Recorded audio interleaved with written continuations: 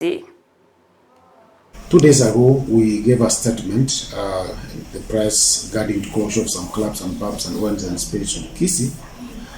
And I want to give a rejoinder that on yesterday, we had a meeting with the bar owners, specifically the owners of Lamina, the owners of Jazz, the owners of Seven Seas, owners of CJ, owners of Whiskey Lounge, Ravella, and the rest of the big clubs and pubs in Kisii. It was being chaired by our county commissioner, and in presence was our director of environment and our director in charge of liquor.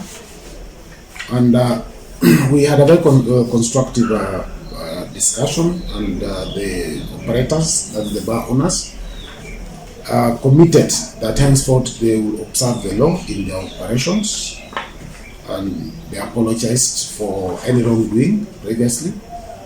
And the chair of the committee, as our head of security within Kisii, and the team which was in the meeting, agreed to allow the affected bars to resume operations and warn them, and that henceforth, if they are in contravention of any of these laws, we won't hesitate to crack the whip. We won't hesitate to enforce the law accordingly.